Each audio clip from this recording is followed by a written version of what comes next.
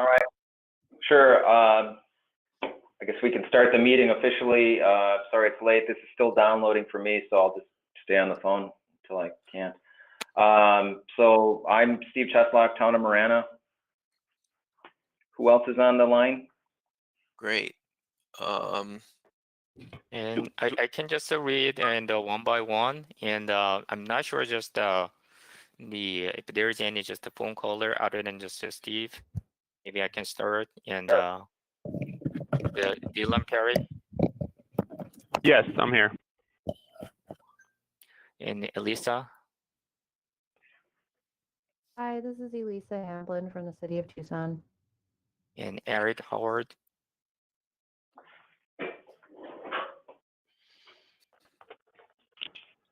Hello, Eric Howard.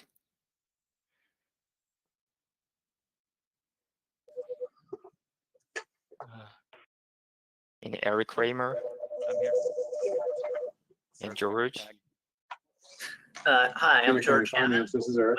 With Economic and Business Research Center at the U of A. And Jim. Um. Who else is speaking now? Oh, did you leave a message on the property tax helpline? I'm sorry. Who are you? Who you are speaking? So it sounds like someone took a call, and so maybe if you're not speaking, go ahead and mute yourself. But next up is Jim Chang to introduce himself. This is Jim Chen from the State Demographer's Office. I'm the State Demographer, and Hansu invited me to attend this meeting to be available for questions about population estimates. And yeah, I can speak for a few minutes about the status of population estimates today. Thank you. Scott.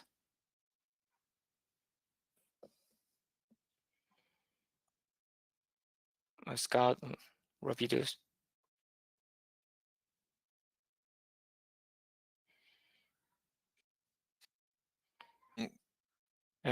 I'm not sure just if there is any issue, like is it your microphone or just the phone call, and maybe it's just later. Let me know. And we received a note that Pima County, Mark with Pima County is having some technical difficulties with the software loading up. So he's working his way into the system. So Yeah. hopefully we'll see him in a bit. Okay, thank you. Then just a staff member here, just Hyunsuno and Caroline Yes, this is Caroline from PAC. and Josh Good morning. This is Josh Pope with PAG. and Paul. Morning, everybody. Paul Castrotano with PAG. Okay, thank you all. And so we have just but just in case, and if you have any, just join later, and you can speak up and about just you joined, and this should be fine. Thank you. Before we move in, is there anyone else on the phone that joined as we were stepping through the introductions besides Steve Cheslick?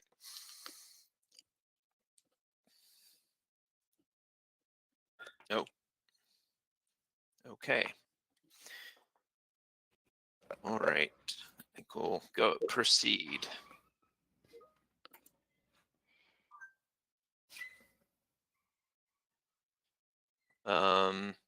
Okay, so the in-kind form, I guess I'll take this since Steve's on the call. There's an in-kind form. We'll be taking note of the attendee list and being able to work that in to our local match. It's helpful as we look for matching funds. So appreciate your time today. I guess moving on, we're gonna the first item, the third item on the agenda rather, is the election of chair and vice chair. Let's go ahead and postpone this item until later in the meeting, and hopefully we'll have a quorum at that point. It seems like we're still having technical difficulties with some of our colleagues trying to join in. So we want to proceed to the next item.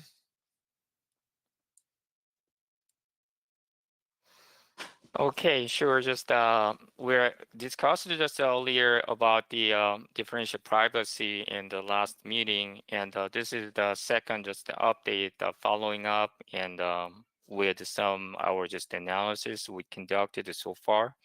So here's the content and introduction, timeline, impact on Tucson region, and conclusion, and finally just the latest update from Census Bureau. And first, and we just the last time just at the meeting discussed about the impact and then just the update and there's just the meeting and so we will just discuss we discussed and the necessity of the differential privacy based on our law, and the main goal is to inject a precisely calibrated amount of noise that's for and the privacy risk and for any calculation of statistics. So here's some concerns, and we brought earlier, and the differential privacy performs better for larger places, and it could be more impact on just in just block groups or block level, just a low resolution in the geographies if we have. And typically just we use a lot just block group, block level, as a pack. And the here's some just the rural areas, and the we will see more just greater variance because of the sample size is small, and that's the generic nature of that just the statistics. The smaller subpopulations are affected more than larger subgroups, and the household data. Household data is separate from population data, and leading to possible logical inconsistency. This is the one of the just the main part we'd like to discuss, and the population data and the household data, those two are and now just really just correlated to each other.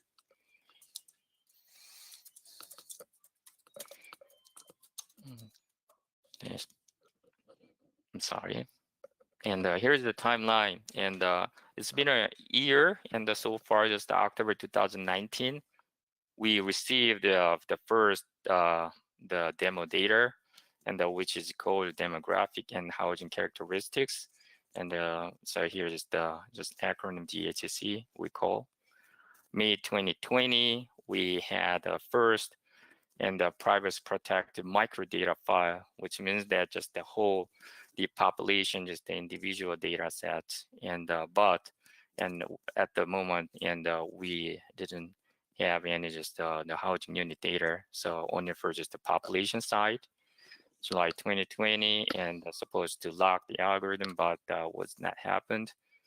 The September 2020, and the third and the demo data, and but just a second the privacy protected microdata file that we call PPMF2 was released, and with the housing unit and the population data together. October 2020, supposed to lock the privacy loss budget PLB, but which was not happened. And then November 16, around 2 weeks ago, we received and the PPMF3 release. So we did some just analysis, and during around 2 weeks. So we will just share the latest the data included, and all other statistics available at this moment. So down the road, and December 31st, and so release the census 2020 state population, then just expect in just following the March 2021, and the county and sub-county population. This is the first kind of a snapshot, and jurisdictional level, how much different, and by the differential privacy. And here you can see in the blue line, blue just the portion is called just the SF1, so modified one, which is the original 2010 census data, then just the other and the DHC, PPMF 1, 2, 3, and by the timeline we talked. So you can see just the overall and the PMA count is just total population, and by the 2010 census and around 980,000. But you see some just the differences, and because of those the noises and in the two different level in the population, the housing unit, but this it shows that the population mainly. So overallly, and the first in the DHC first demo shows that some not big, but there are some enough and errors. And later, and it actually just improved and better and better. But PPMF2 it was the best, and the PPMF3 has a little bit more just the noises, but quite just stable. But you can imagine that around the 1% up and down, and just the differences in jurisdiction of population.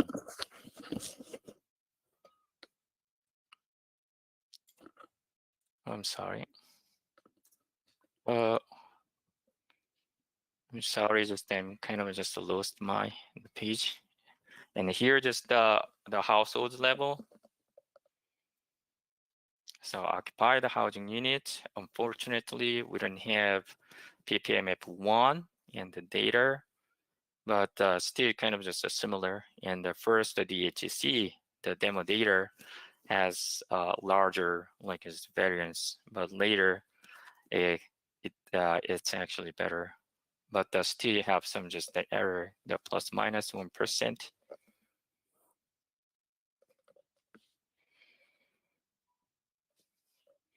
And just here and more likely just the statistical analysis and suggest by the census, and here we brought some metrics: mean error, mean absolute error, mean scale error, coefficient of variation, mean algebraic percent error, mean absolute percent error.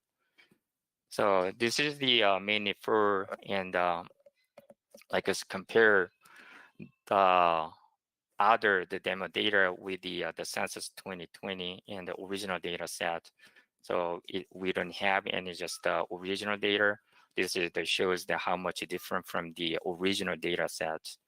So mean error means actually just how much different plus minus, and for each block level.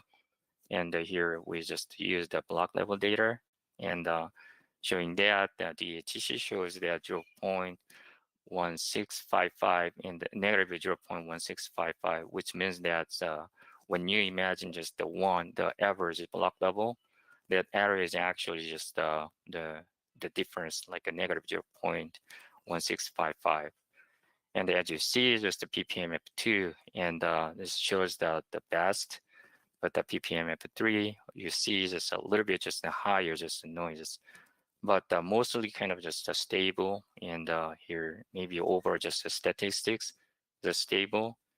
Then there's a second, and mean absolute error is just the absolute error, and so it shows that some just the differences. You can also just imagine that one block, and that's just the difference is 14. The population is the difference, and the min max just negative and just positive combined together. Root mean scale error is the you can compare these two, and mainly like how much just dispersed, how much error, like just the difference is for every block group is 14, and but that should be just 14. But if it is more than like just 14, then just it's a variance shows that little higher is the variance around just the 14. It does say, and so overall and looks it gets better and better. And just here slight differences, but the PPMF2 is the best, and the PPMF3 is very similar to each other. Then just the coefficient, and you can imagine that just a percentage of the RMSE and a similar range, and those are the statistics get improved and improved, and so PPMF2 and 3 is very close to each other. MAPLP is the another way to just look at just the MAPE. MAP is the percent, mean absolute percent error. When you looking for the block level, that means that actually 75% difference of the original just the numbers in the population. This is quite large. And but you see that just the PPMF 2 and 3 is around the 29% difference. Then another way to just look at MLLP is the similar kind of just MAP, but the averaging of that MAP. So sees that, and PPMF 2 and 3 actually got and improved.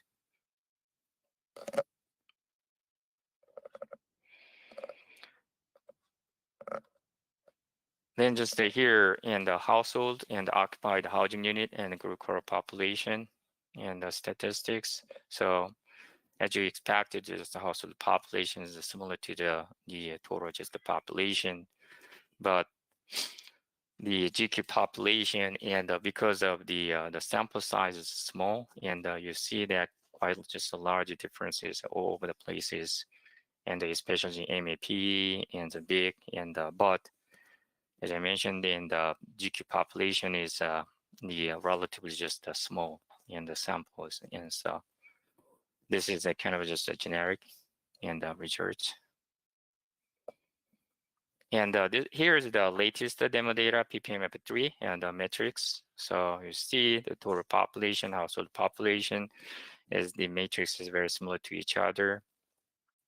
And but the household level and is household level is a kind of just the combined together with, and the mainly just the housing units. You see that just no changes. They use exactly the same just the housing unit, and which means that there's no change, and just the block level. And if there's any 100 just the housing units as for a specific block, it will have 100 housing units. But the population will be changed and the household will be changed based on just the matrix here, and using just the occupancy rate and PPHH. This is the estimated by spec, and but they only just provide households and the vacant units. So we estimate how much just changed persons per household and the occupancy rate. And here in the ME and MAE shows that just a similar kind of just the differences, and the CB, MALP, MAP as well. So overall, like just good, but here there are some just significant differences in the vacant units. And here's the PPHH and the occupancy rate. It's relatively kind of just high, and so we will discuss further about this too.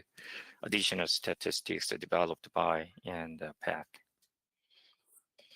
Here's one just the example for understanding the better idea in the block level. And one example here in just the block in Green Valley. And the block name is such and such here.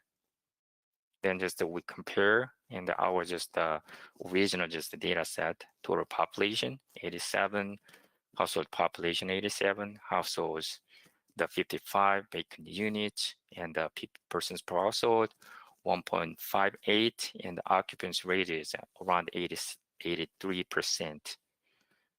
But the first data set shows that, and no just the relation between just the population and just the household and the housing unit. So it shows there's a significant difference, is 5,000 difference. PPHH is supposed to be 1.58, but it shows the 81. That was a huge, but because of the this is small, and this the block level, as well as the data and just the add, they don't consider just a relationship between the housing unit level and the population level. So first, just the demo data shows the significant differences. But PPMF2, PPMF1 does not provide any housing unit. We cannot just compare it. But PPMF2 and 3, and we see that how much is improved. And here, maybe just the population. And we see here is now 73, and household population 73 compared to 87 is quite just different. around 16% lower than just the original numbers. The household is 33, and then just the bacon unit is 33 as well, and which is a 200% difference. Still has some just the issues of the data, and the PPHH is actually just way better compared to our just first the demo data set 81, and the 2.21 is close to 1.58, but still could be a little bit of problem. Here is a second example, and we monitored, and which is located around the southwest of Orange Grove and La Cholla. There's the northwest of the hospital. Regional data, as you see that, and the population is relatively just high, and the 966. And so now it's to see that just exactly the same as the population. And the household population is 838. Now you see that 816, a little bit difference around just a 2% less than just the original number, 838. And GQ population has around 17%, but the actual just numbers are relatively small. And in the household, which was 380, now it shows 406. And it's a little bit of a difference, in the 7% higher than the actual just the households at the specific block. And the vacant units 26, and then now it's actually just a 0. So I don't know just what happened, but there is something, and the noise is related to just the vacant units and just the person's household. So occupancy rate and the change in but as you see overallly, and the population is exactly the same, but there are some kind of just changes in between, and the population and just the household.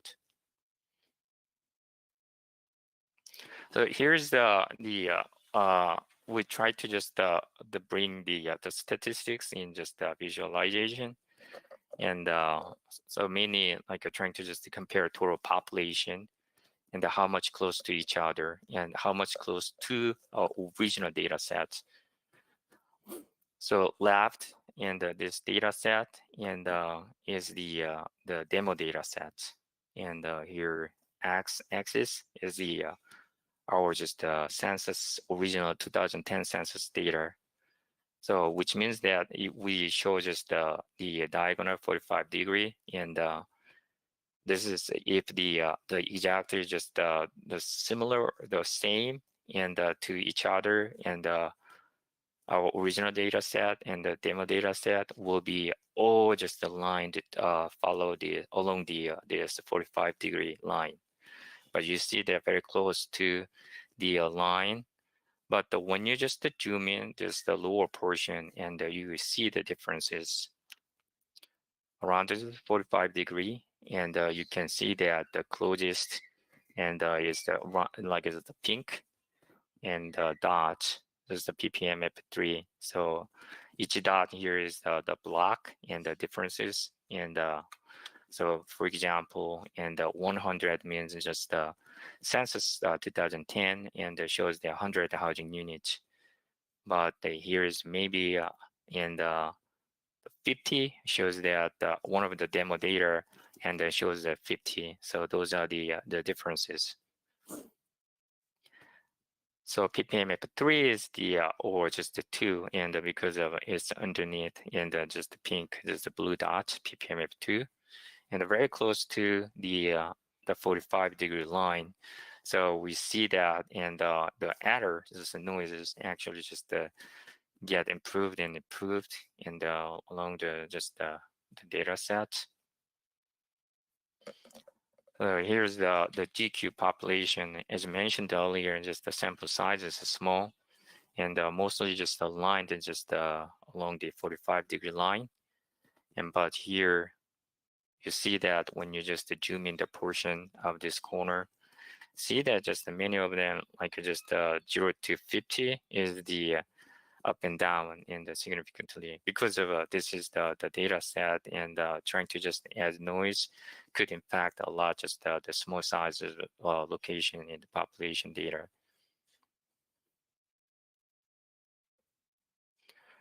And the here's the occupied housing unit and the vacant housing unit. You see that there's some differences in the especially first data set, DHC, first the demo data set, and it shows that some like it's just a sagged portion, and but now we don't have any further, and but close to just the 45-degree line in the ppm 2 and 3, but still some kind of just differences here, down there. And the right side is the vacant housing unit. So this is a kind of up and down a lot. So for example, like it's the 50, and the first the DHC data, I'm just showing the orange color, and the first 50 shows the up to like just more than 300, the vacant housing unit. So, but it's still just have, but now just way better than just the DHC, the ppm 3 and 2.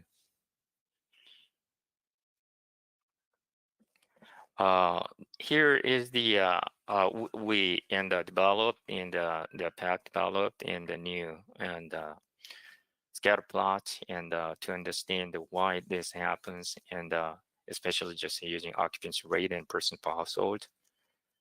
So here's as I mentioned, the x-axis is the original data set, the census 2010. Then just the y-axis is the demo data set. So we usually just have the range. This is the occupancy rate, and we usually average is 0.87 and 6. So census average is 2010. The census average around here. There's 0.8 something. So you see a lot of just the dots and aligned through that line through the 0.75 to 1 the range. But on the other hand, just the DHC shows that, and the range is very wide just compared to our just average line. It could be further up to just the 1.0, and go down. Just there are a lot of them just still. So there's some kind of just noises and not aligned well, and no relationship. So for example, and the line on top, and means that just the census 2010 shows the 0, but it shows that just the 1. 0.25 is 1, and the demo data set. Or this line also just on the bottom, or just the line just 0 means that the census 2010 shows 0.5, but the demo data set shows the 0.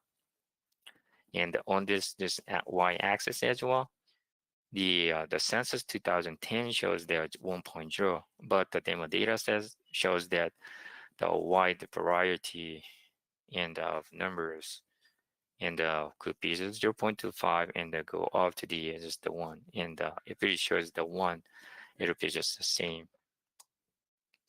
And on the right side, and the scatter plot shows that the person's per household, and we have is the regional in around 2.4546, and the person's per household. So you see that just many of them actually along this range, and 1 to just the 5, and the average you can imagine just around the 3 and the 2.45 around here. So, but you see that, and this is the ppm 2 and 3 just still it actually got improved, but see that just ppm 2 shows, and supposed to be just 3, and according to our just a census 2010, and 3 persons per household, but it shows that very high number like 100 and 110, even just higher, and 170, 75, and for just for persons per household. And so this is the major kind of just issues, and as you see that, and the get improved the ppm 3, that's most, and under the 100, but this is the kind of just the errors, and we see and through the data. But the important thing is that we are looking at just the block level, not the jurisdictional level, just the larger the geography. So we see just the more kind of just errors, and that's the nature of the statistics. Yeah, because of we deal with this data set to develop our just the TAG data for model, and for I think just AOE will use this data for just forecast year, but every year's scope should be just different. But want to just say about we actually just concerned a little bit about that. But overall, just big geography, larger geography, we don't see much just errors. So here's the conclusion and the summary, and the population, and mainly for just the block level, and or just a sum, just a small sample data set. And the block level, just the population overall just acceptable, and the population itself, they try to just minimize the impact, and but the GQ population demo data shows that just up and down, and so which could just affect a little bit of our just data set, and or just any kind of just estimation using the data. Housing unit, and overall just acceptable, and I'm sorry, just the housing units are exactly the same, and so there's no the errors noises, and so exactly same to just our original 2010 census data. The households and the block level is defined, but the less than desirable, and for especially for the relationship between just the population and just the households, and we showed here just the occupancy rate, or just either vacancy rate, and the persons per household is kind of a little bit of just a problematic. So this is the total, and the whole just a presentation I prepared. And if you have any questions, let me know. And here is the latest update in the Census Bureau, the latest DP data and update. And I'm sorry, Census Bureau latest updates for differential privacy. And also you can find that the exactly just the same data, PPM F3, through that link just below, and Census Bureau's latest demo data set. Thank you. Have any questions?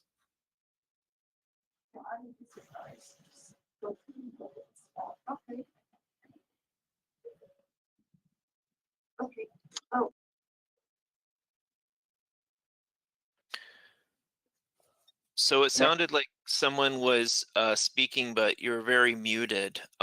If you could kind of clarify your statement and speak into your microphone, that will.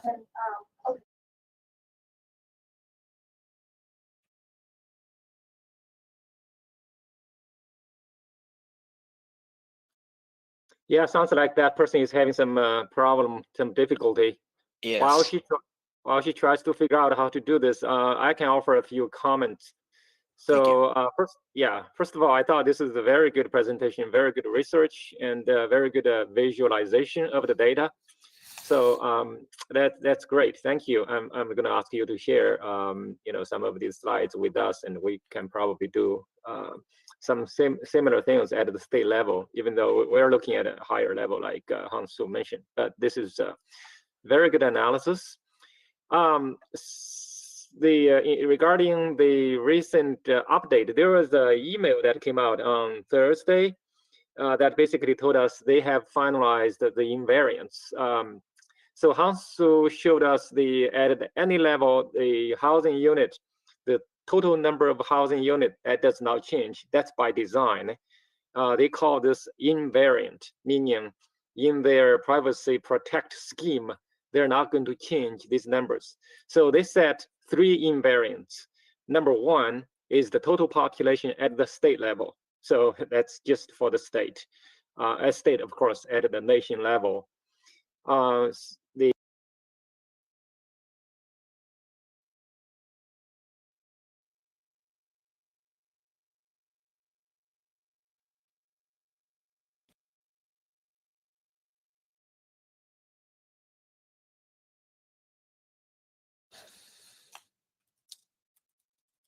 Lose him. I think we lost you.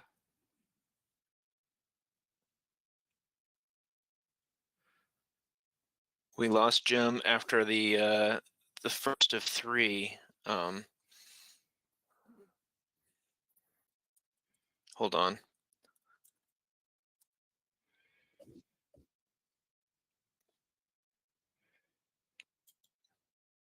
Our attendees are able to speak, correct? Peter and Chris? As Jim I can changed. speak. Okay, great. Yes, they should be able to unmute and speak. I just see it looks like one or two have not entered an audio pin, so they cannot, but everyone else should be able to. Okay. All right, so we just lost Jim. Hey, Josh, Yes. this is George. George Hannon from the U of A. I just had a quick question while we wait for Jim to come back, we hope. When you guys calculate the persons per household, was the persons per household a number that was published by the Census Bureau as part of the demonstration set? Or was that a calculation that you guys did using the published demonstration data for population and the published data for the count of households? Yeah, that's right. And we just estimated and using just the published population data set and the housing unit data set. Okay, thanks, Hansu.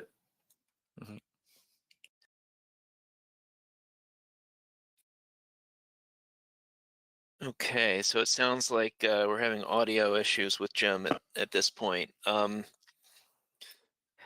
I just add some extra comment? One of the reasons why the person per household occupancy rate is so much different is when Census Bureau do the demo data, they separate out the population file and housing unit file. They're completely different set of calculation. So they don't work with each other with the housing file and the population file. So there's a lot of conflict with both files. So end up they don't agree with each other in a lot of blocks. Some blocks they have occupied the housing unit with 0 household population, or opposite, there's some household population with 0 occupied housing unit. Such this kind of problem, they have not looked at it because when they do the differential privacy, it's completely 2 different files and they don't work with each other for the housing file and population file. So that's why it creates the problem. Okay, Okay, thank you, Caroline. Jim, this is Jim. I'm back. Can you hear me? Yes, great. Good to hear you. Okay, thank you. I think I lost both my speaker and microphone, so I spoke for like 5 minutes, and I did not even hear if you were telling me I was on mute. I did not even hear. So now we lost you. You were describing the first of three. Yes. Okay. Where they locked in the invariant. I described all 3 and more. So okay, this is annoying. But okay, so the first one was state total population. The second one is the number of housing units at the block level. So that's why you see all those housing units. That's perfectly aligned. The third invariant is the. We lost you again. Hey, Jim, it sounds like we lost you again, but I don't know if you can hear us say that.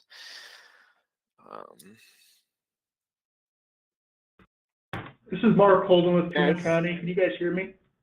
Yeah, this is not working for me. My computer just keeps yeah. But anyway, I'll shut up. Josh, this is Mark Holden with Pima County. Can you hear me? Hey, Mark, we can hear you. Okay, I'm gonna go mute. All right. Okay, great. Glad you could join us. Jim, do you want to try to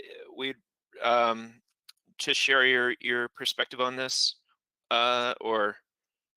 Yeah, my computer, if I don't speak, it seems to be fine. As long as I speak, I think if I speak for more than 1 minute, it will just shut me off for some reason. Okay. But, you It's know, when I unfortunate. was using Google Meet, it was fine, but just some programs. But anyway, I think that's it. I mentioned the three. I think I said you heard all the three. It's group quarter facility. So yeah, good job analyzing the data. Thank you. Okay. Are there any other questions or comments regarding the differential privacy exercise with the census?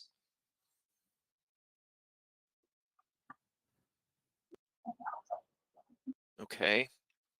Not hearing any. Do we want to move into the third item with Jim Chang giving an update, or the next item? Yes, that one. AOEO. No. I'm sorry. The number 5. The next item on AOEO. Hopefully Jim can speak to where we are with the population estimates. If his mic and speakers will allow. Jim?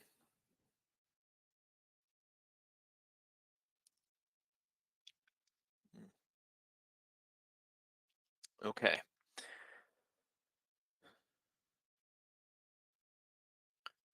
Well,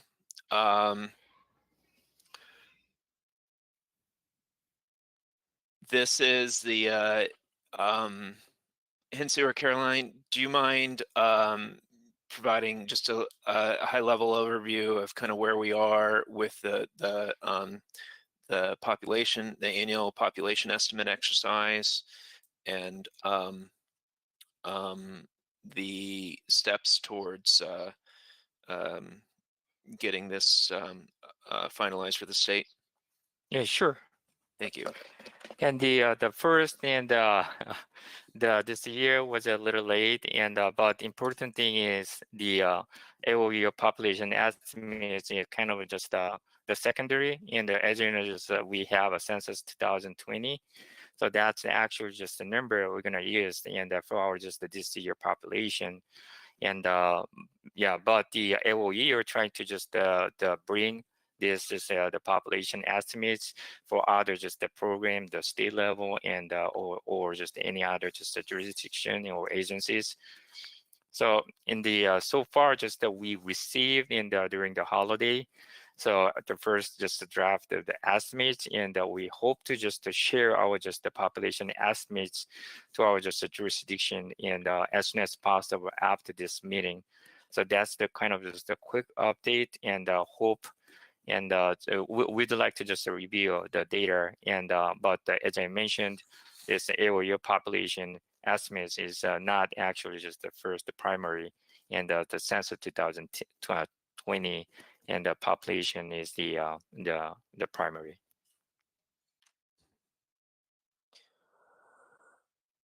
And do you have any questions about the population estimate? So Hensue, you're going to share the content that Jim and his team provided regarding the AOEO estimates.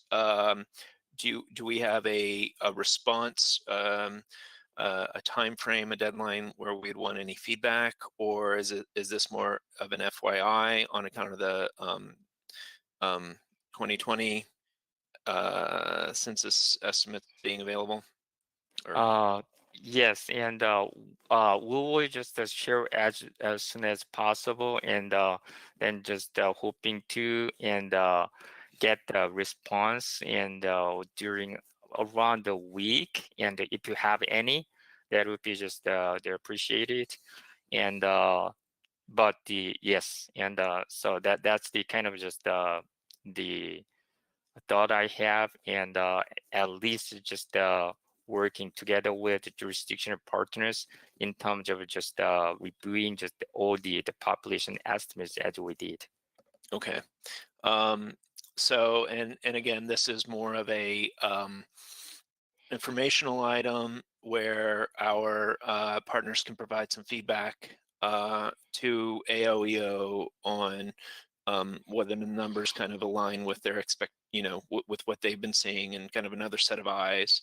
But ultimately, and it's we appreciate this opportunity from AOEO to review that work, but ultimately that kind of decision is within their jurisdiction, within their office, and to move those forward. So please do share. So basically, we don't need an action item on it, is kind of what I'm getting at.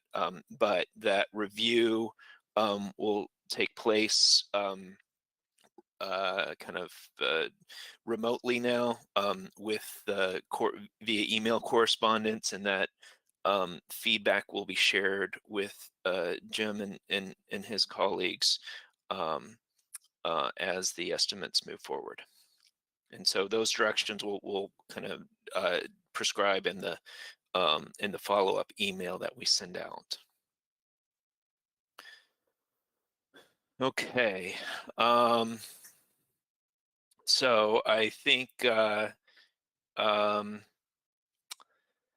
this was the kind of the last item on the agenda. We had reshuffled the agenda to accommodate. We now have with Mark on the line, we do have a quorum with 4 jurisdictional voting members on the call. So I guess if we can go to back to the third item in the agenda to discuss chair and vice chair. If we want to proceed on this, we can. And I guess I'll just kind of move into this. I'm sorry, this meeting has kind of been jumbled a bit. We were hesitant to have a Monday morning meeting after a holiday weekend, and so lessons learned for future scheduling. This encountered a few more technical glitches than we wanted, so apologize on that for everyone. But with regard to agenda item 3, election for chair, vice chair, we had solicited involvement.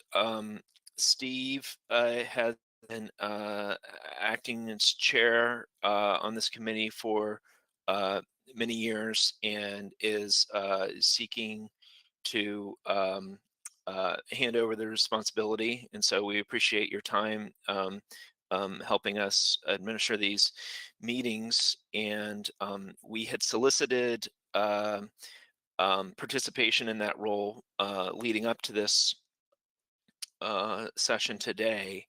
And we did not have anybody interested in stepping into the chair role. If the group so decides, we can operate as a staff chair. I can operate as a staff chair. We can have a PAG staff. If that's something the committee is comfortable with, we'll still need to have our quorum. We'll still go through any of our action items. Will require voting by the committee members, but the administration of this will just fall on staff, and that is that occurs in other ad hoc technical subcommittees within PAG. So this won't be the first, and so I just kind of wanted to get the group's feedback on that. If there is comfort with the committee in moving forward with a staff chair, we can entertain that as a motion. But if there's a discussion on that item first, does anyone have any thoughts? Josh? Yes. Hey, I don't have a problem with the staff chair. It seems to be running a lot of times that way anyway. It keeps the meeting moving along much faster, and you're prepared for it. So I personally don't have a problem with that. Okay, thank you. Any other thoughts from the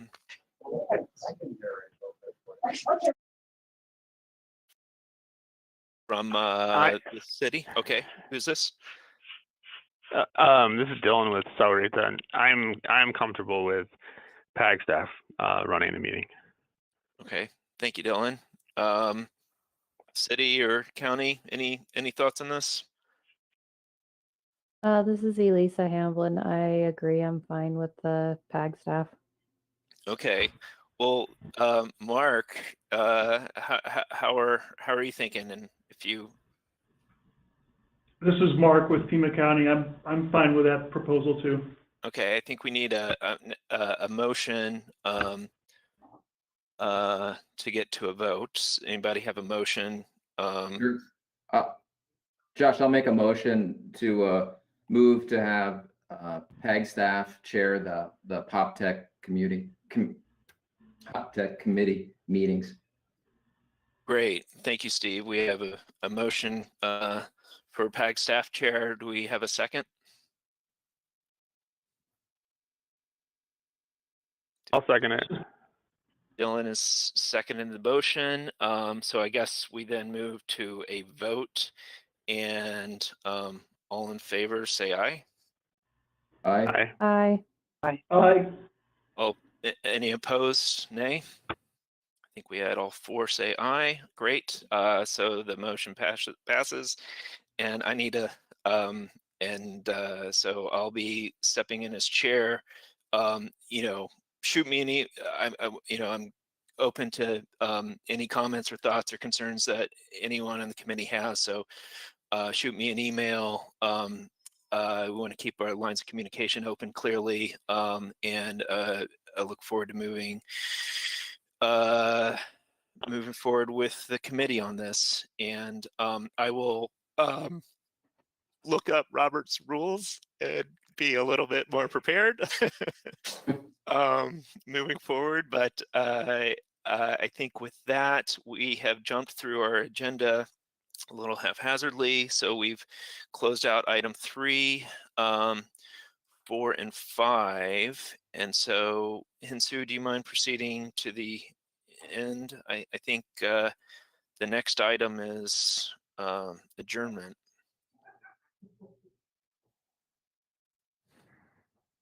I think we're ready to adjourn. John. We're ready to adjourn. All right. Well, at 10:03, we will close out this meeting and adjourn. And I appreciate everyone's time today. I hope everyone has a happy and healthy holiday season. Stay safe. Thanks, Josh. Thanks, guys. You too. Thank you. Thank you. Thanks, Josh. Take care. Thank you. Bye-bye. Bye. Bye. Bye.